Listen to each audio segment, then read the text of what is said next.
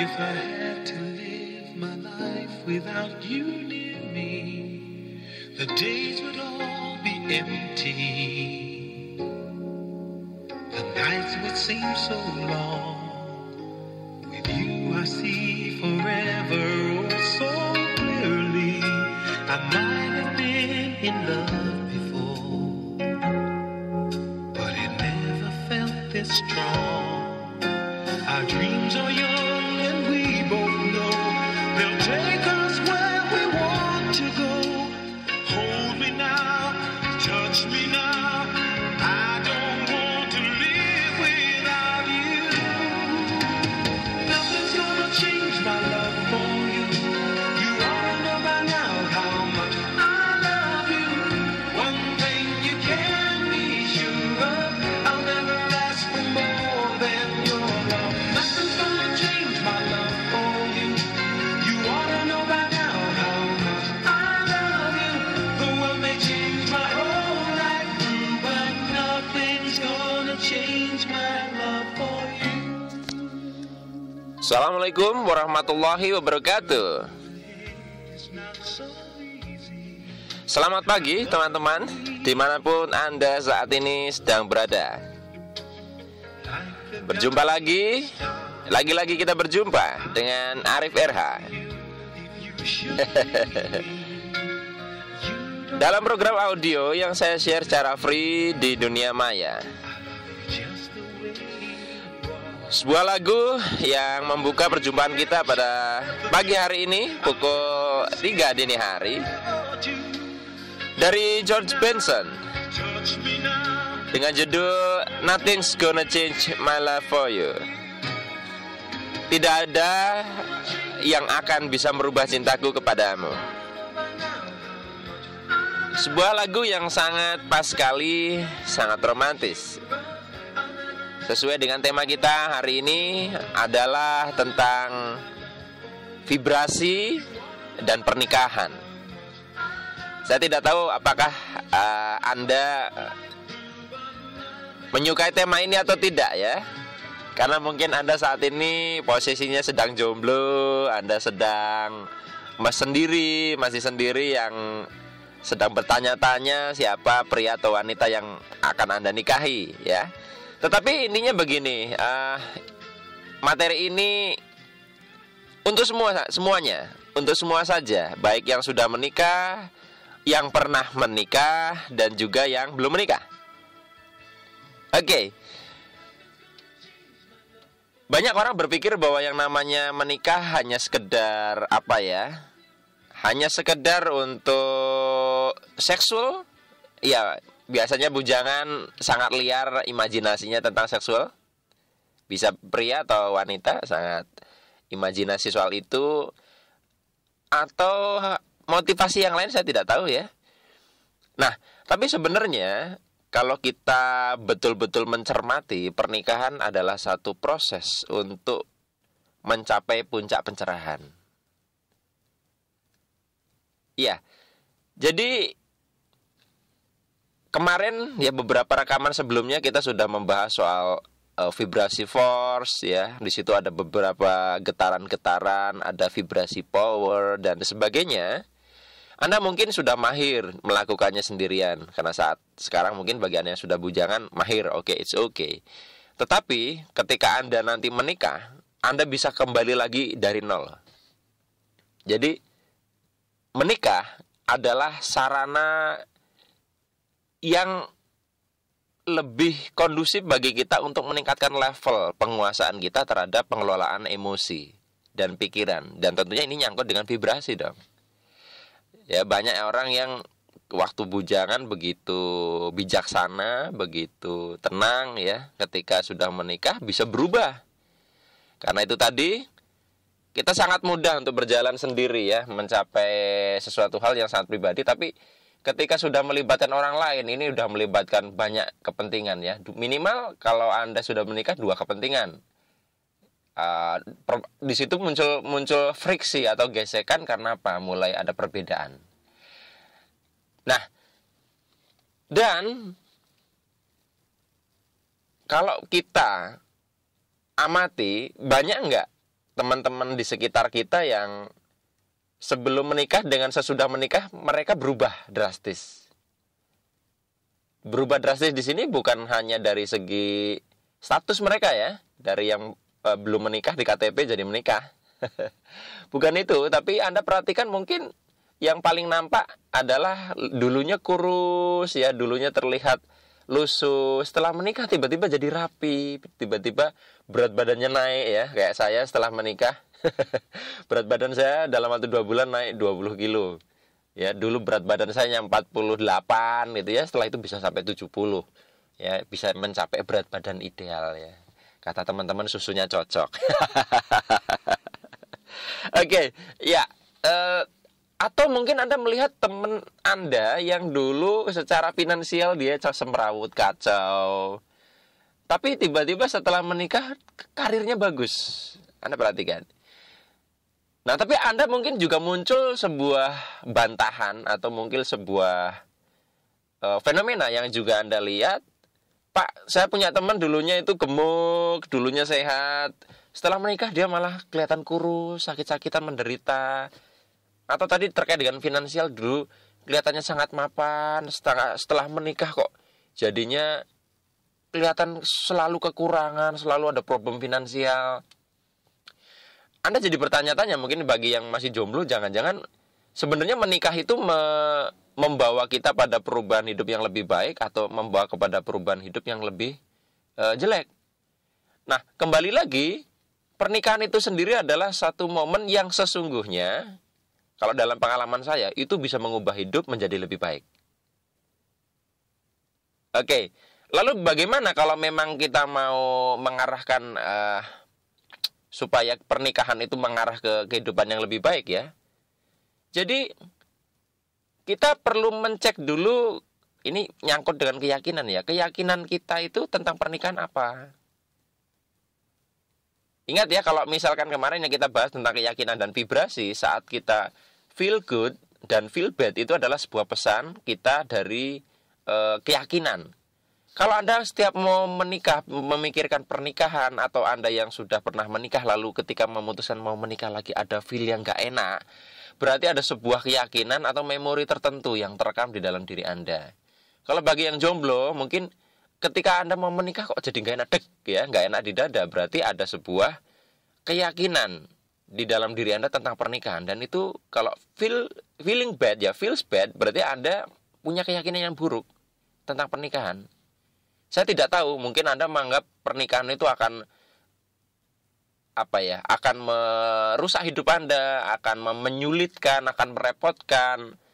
Itu diawali dari situ. Nah, karena begini, ketika Anda mengawali sebuah langkah menuju ke pernikahan ini lalu punya sebuah mindset, sudut pandang tentang pernikahan begitu, maka yang akan Anda hadirkan di dalam hidup Anda kan, karena Anda vibrasinya begitu terus, Anda akan menghadirkan jodoh ya, menghadirkan sosok wanita atau sosok pria yang akan sesuai dengan frekuensi Anda.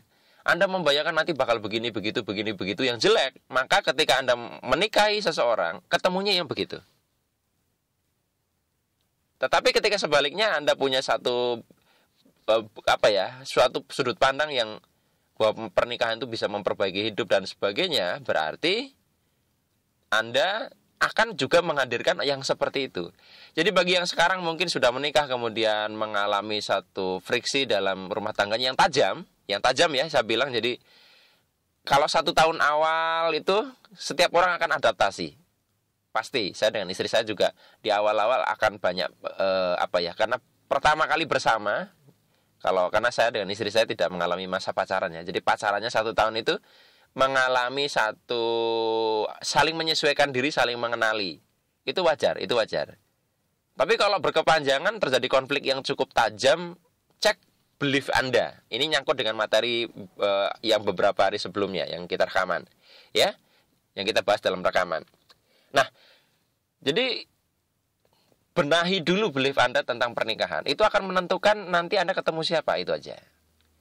Kalau sudah terlanjur, Pak, saya sudah terlanjur ya, Pak. Dulu saya menikah, belief saya keliru ya.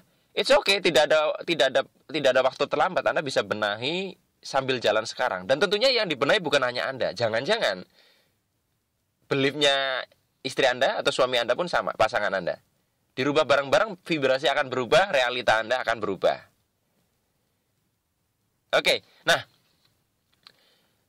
kalau yang jadi penghalang orang ketika awalnya mau menikah biasanya mindset tentang itu ya. Ada juga mungkin yang terkait dengan masalah mencari yang sempurna ya.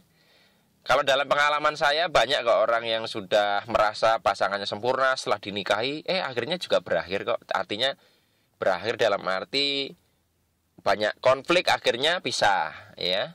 Kemudian atau mungkin terlalu lama memegang prinsip itu bagi dia orang nggak sempurna terus akhirnya ya nggak nemu-nemu dong karena dia terlalu selektif. Jadi kalau senyatanya ya manusia ini adalah punya min plus ya, dan ketika kita bertumbuh bersama itu saling memperbaiki, saling menyempurnakan, dan proses sempurna itu adalah metamorfosis umur hidup. Jadi sempurna itu terus nanti sampai akhir hayat. Jadi tidak ada yang namanya jodoh yang sempurna. Tetapi Anda bisa membuat satu kriteria yang setidaknya tidak menyulitkan hidup Anda sendiri dalam mencari pasangan hidup. Oke. Nah, mungkin juga ada sebuah pertanyaan, Pak, kalau jodoh saya itu sebenarnya siapa? Sebenarnya semua orang berpotensi menjadi jodoh Anda kalau dalam sudut pandang saya, karena saya sekarang masih sangat cocok dengan konsep samudera kemungkinan, di mana kita dalam samudera kemungkinan setiap alur kisah hidup kita sudah ditulis di situ. Semua cerita kita sudah ditulis dan sudah selesai. Hanya satu yang nanti akan menjadi pengalaman yang Anda alami, yaitu apa yang Anda pilih. Dan dari alur cerita ini Anda bisa nyebrang dari satu alur cerita ke cerita lain. Dan di setiap alur cerita itu jodoh Anda udah beda-beda. Anda mau menikahi siapa? Karena tentu kita juga heran kan, ada orang yang merasa sudah jodoh tiba-tiba di tengah jalan nggak jodoh. Jadi jodoh atau bukan? Jodoh juga sebenarnya. Tapi kembali lagi tergantung pilihan-pilihan kita dalam setiap menjalani cerita itu. Oke, jadi Anda tidak perlu pusing jodoh Anda siapa. Setiap alur itu ada jodohnya sendiri-sendiri, dan itu akan merubah satu paket rezeki Anda akan beda di setiap alur, waktu kematian Anda beda, dan sebagainya. Ini akan kita bahas kalau soal kematian di dalam rekaman yang berbeda. Baik, nah sekarang kalau misalkan sudah menikah ceritanya ya, Anda sudah memutuskan untuk menikah, kemudian dalam menjalani pernikahan ini apa yang sebaiknya perlu kita lakukan. Jadi saya pribadi menikah belum terlalu lama ya, baru hampir 3 tahun, jadi sebenarnya tidak layak juga mengajari teman-teman atau Anda yang sudah cukup lama usia pernikahannya. Tapi minimal saya cukup kompeten untuk sharing bagi teman-teman yang belum menikah atau usia pernikahannya masih di bawah saya. Tapi saya belajar juga dari orang-orang yang pernikahannya langgeng, yang sampai mereka kakek nenek ya, bahwa dalam proses setelah menikah yang memutuskan untuk memilih ini, di sini bertumbuh bersama. Di sini akan menciptakan satu kehidupan yang harmoni. Nah, saya perhatikan bahwa tadi yang saya bahas di depan, kualitas hidup kita setelah menikah ini ditentukan proses ini. Karena disinilah saya punya kesimpulan bahwa menikah itu sendiri adalah juga permainan vibrasi. Kalau kita banyak bermain di wilayah vibrasinya yang force ketika kita menikah, maka hidup kita akan tidak baik. Ketika kita banyak bermain di wilayah power, maka hidup kita akan baik. Nah, jadi bagi Anda yang sudah menikah kemudian merasa kok karirnya seret ya, kemudian kesehatan Anda menurun, hubungan dengan sekeliling nggak bagus, banyak apesnya, Anda cek, pasti banyak permainan di wilayah vibrasi force dalam Anda membangun rumah tangga. Gini, jadi dalam berumah tangga, dalam kita menjalin hubungan dengan pasangan ya, dengan suami atau istri Anda, di situ pasti melibatkan emosi kan, pasti melibatkan pikiran. Ya, dalam keseharian Anda berkomunikasi dengan dia banyak apanya? Banyak marahnya? Atau banyak melekatnya? Atau Anda banyak cintanya? Dan sebagainya. Anda bisa cek lagi di tabel force dan power yang kemarin. Kalau misalkan Anda banyak bermain di wilayah yang tabel bawah, yang force, yang di tabel force, ya sudah. Anda tidak perlu mempertanyakan kenapa ya Pak saya setelah menikah dengan dia kok hidup saya tidak baik. Bukan masalah menikah dengan dianya, tapi juga Anda bermain di vibrasi yang keliru. Ketambahan kalau dua-duanya bermain di vibrasi yang keliru. Menikah itu melipat gandakan rezeki kok. Saya sudah membuktikan sendiri, teman-teman saya juga sudah membuktikan. Meskipun ada yang juga sebaliknya, saya amati adalah karena berbeda wilayah.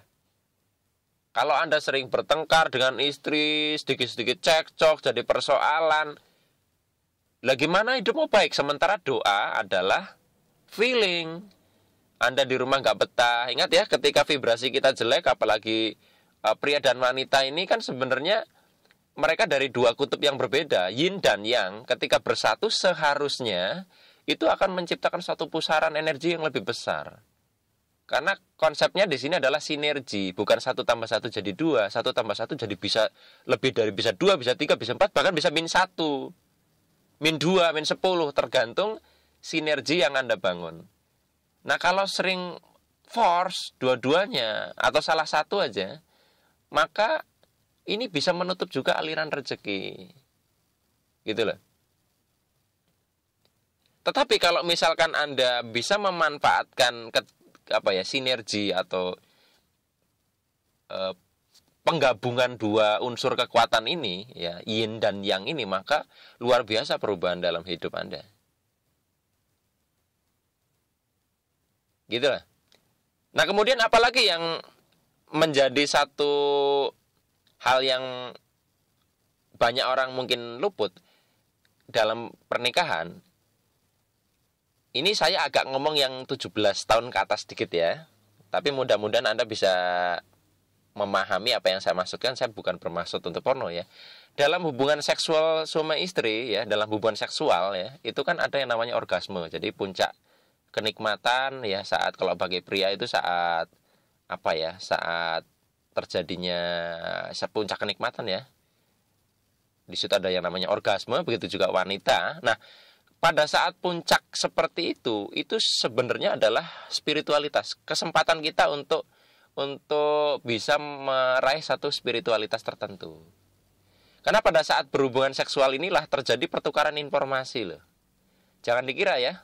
Makanya Anda jangan heran apabila orang awalnya belum menikah ini kelihatan wajahnya beda, setelah menikah lama-lama seiring waktu kok lama-lama semakin mirip satu sama lain. Semakin ada garis wajah di satu dengan yang lainnya. Kalau lihat Pak A kok seperti ada wajahnya Bu A, kalau lihat wajahnya Bu A kok seperti wajahnya Pak A. Gitu loh, ada semacam bayang-bayang garis wajah seperti itu. Karena pada saat berhubungan seksual ini terjadi pertukaran informasi. Apalagi di situ kan ada emosi yang intens macam-macam. Jadi momen di saat orgasme ini luar biasa sebenarnya. Anda bisa manfaatkan itu. Jadi momen orgasme adalah salah satu contoh proses di mana kita masuk ke kesadaran yang lebih tinggi. Diperhatikan kalau saat orgasme kan ada satu getaran yang menjalar dari bawah ke atas naik ke ubun-ubun ya. Kalau kita bicara soal cakra ya, berarti dari cakra dasar naik ke cakra mahkota. Jadi pernikahan itu sendiri sebenarnya spiritual. Nah, ada sebuah mungkin pertanyaan, Pak, kalau berhubungan seks kan nggak harus dengan istri sendiri, ya. Anda bisa melakukannya dengan pelacur, dengan hal yang nggak sah, ya. Nah, pernikahan sebenarnya tujuannya adalah begini, karena ada satu rahasia di balik hubungan seksual, ada satu spiritualitas di situ, itu juga permainan vibrasi. Maka pernikahan adalah satu ritual yang dimaksudkan untuk mewadahi supaya itu betul-betul bisa dimanfaatkan dengan baik. Saat Anda berhubungan seksual dengan si A, si B, si C dan sebagainya, itu karena ngawur, kita tidak tahu. Ingat, vibrasi Anda akan saling bertukar. Informasi dalam diri Anda akan saling bertukar.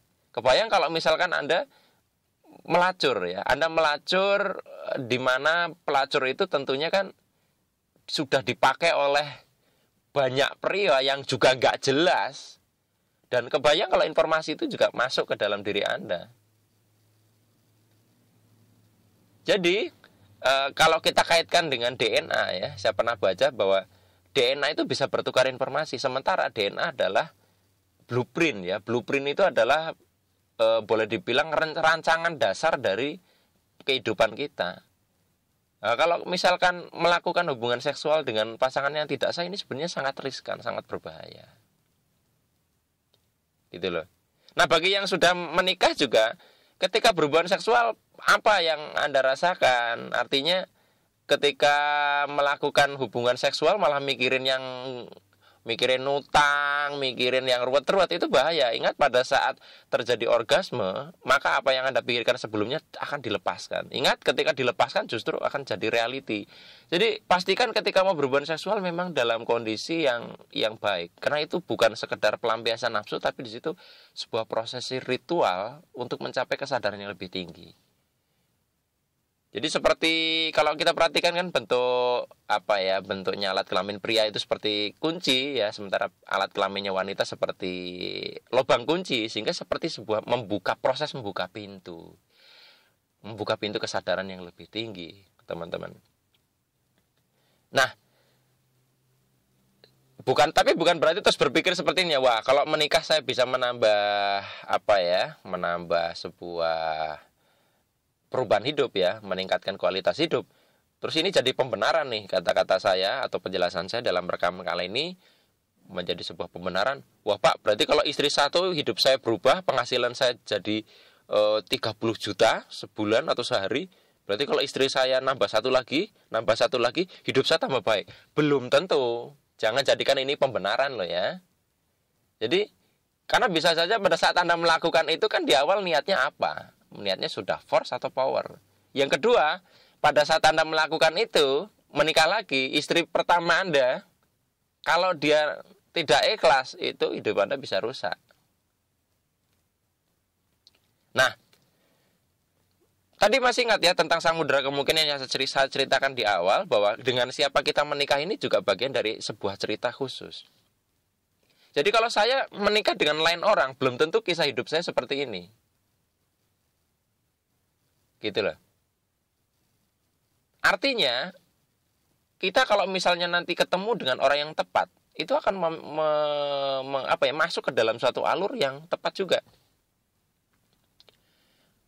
Ini juga berarti ketika misalkan baik Anda pria atau wanita yang kemudian setelah menikah kemudian mereka sukses luar biasa, Anda nggak boleh sombong. Mungkin Anda berpikir itu adalah hasil kerja keras Anda, skill Anda, karya Anda. Tapi persoalannya adalah kalau Anda menikah dengan orang lain, belum tentu Anda seperti itu. Jadi ada kontribusi blueprint dari pasangan Anda.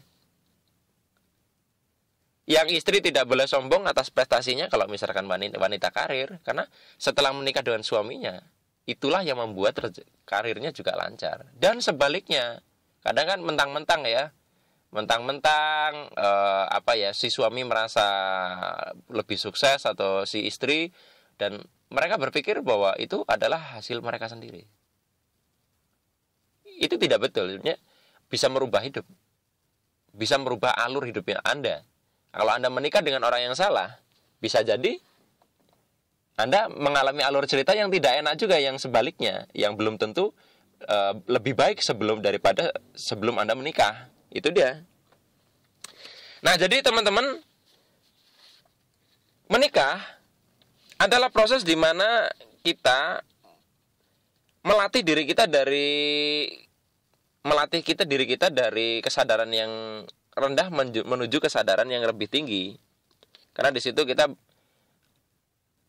akan melatih untuk menjadi satu dengan menjadi satu dengan sesuatu yang secara physically ada di luar diri kita.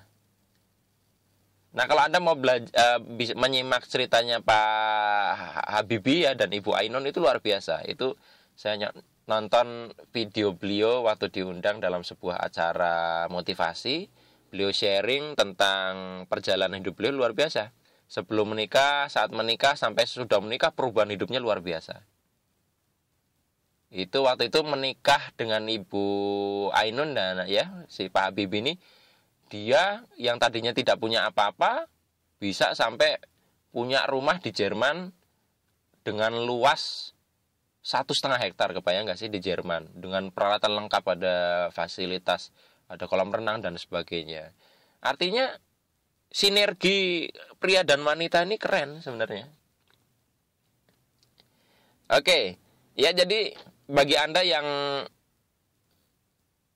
belum menikah, masih ketar-ketir soal finansial dan sebagainya, ya, Anda tidak perlu takut, karena menikah ini ketika Anda banyak main di vibrasinya power, nanti hidup Anda berubah kok. Bagi Anda yang sudah hidupnya, artinya hidupnya sudah mapan sebelum menikah, Anda juga tidak boleh sombong juga ya, karena menikah ini kalau Anda nanti banyak main di force, Anda bisa habis itu kekayaan. Jadi nggak penting dari mana Anda start, tapi saat menjalani ini, vibrasinya seperti apa yang Anda bangun selama pernikahan. Seperti itu. Dan lagian kalau misalkan gini, saya kenapa banyak ngomong soal finansial, rata-rata pria merasa nggak siap menikah itu dalam bagian ini. Percaya deh, kalau menunggu siap untuk urusan menikah itu selalu banyak nggak siapnya kok. Anda misalkan mensyaratkan nanti saya kalau mau menikah kalau sudah punya uang segini ya, Anda amati nanti punya uang segitu, Anda merasa belum siap lagi, kayaknya kurang banyak deh. Terus begitu, nanti kalau merasa uangnya sudah cukup pun nanti ada yang lain, saya belum siap ini, saya belum siap itu, dan sebagainya, nggak selesai. Sama seperti wanita juga, akan ada ketidaksiapan masing-masing. Jadi berdamai aja dengan keadaan itu. Niatnya baik, menjalaninya bareng-bareng sampai ending. Seperti itu. Baik teman-teman, jadi kita bisa simpulkan bahwa ada sebuah hubungan yang sangat kuat antara pernikahan dan vibrasi. Oleh karenanya pernikahan sangat dianjurkan. Bahkan sangat penting. Ada, kalau contohnya dalam agama saya, Islam, pernikahan ini disebut sebagai separuh dari agama. Kebayang ya? Jadi ketika seseorang menikah, sempurnalah agamanya. Karena memang praktek-praktek agama itu akan menjadi sempurna ketika sudah ada istri atau suami dan sebagainya. Tapi misalnya ya, Anda memutuskan untuk melajang ya, saya juga tidak akan menyalahkan Anda, tapi sadari betul, kalau Anda bisa kesadarannya luar biasa saat melajang, dengan melajang, bisa kebayang pada saat Anda memutuskan untuk menikah dan berproses dengan baik, pasti kesadaran Anda lebih tinggi lagi. Kuncinya di situ, dalam tanda kutip, berproses dengan baik bersama-sama di dalam proses pernikahan itu. Baik teman-teman,